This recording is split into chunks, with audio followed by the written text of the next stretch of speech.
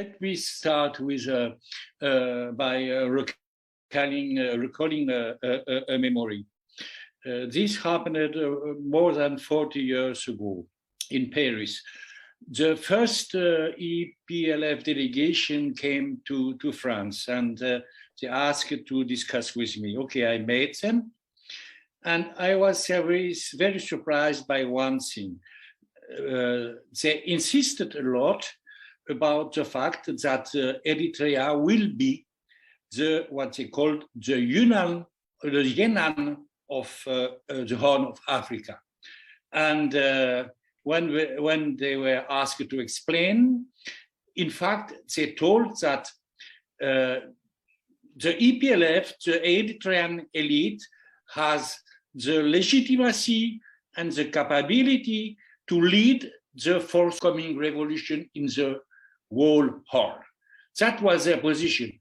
They were at the front of the revolution, and this gave them capacity and legitimacy to play a leading role in the forthcoming revolution in the Horn. Okay.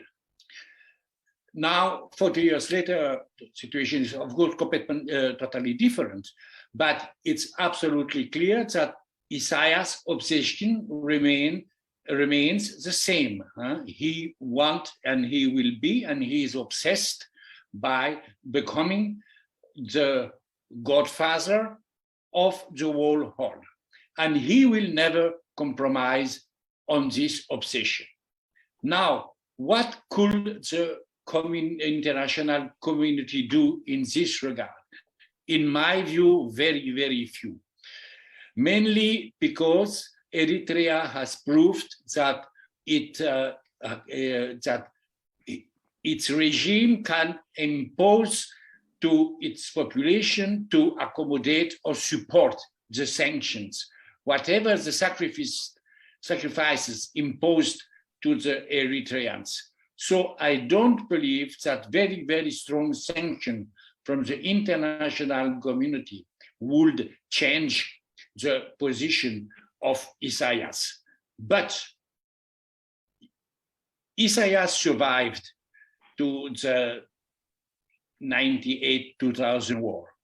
You know in which conditions and by doing what, okay?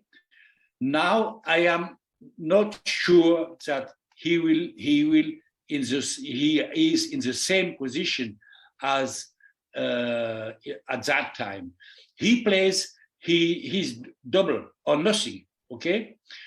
And it's for him, even if he personally wouldn't change his position, I believe that there are internal factors in Eritrea which could play an important role, and more important role than the role of the international community. I am sure that the population now in Ethiopia is completely exhausted, and a lot of additional sacrifices has been or are now imposed on them. Will the population accept this additional sacrifices? I don't know, okay? But the fact is that since the beginning of the war, Isaias hasn't won anything. The territorial situation remains the same. TPLF is still in place.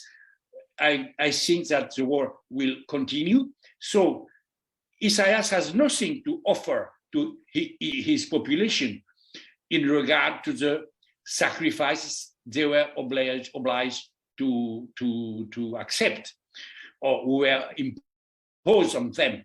So the question is, for me, the main question is how long the population and probably part of the Eritrean elite will accept this failing strategy of Abiy.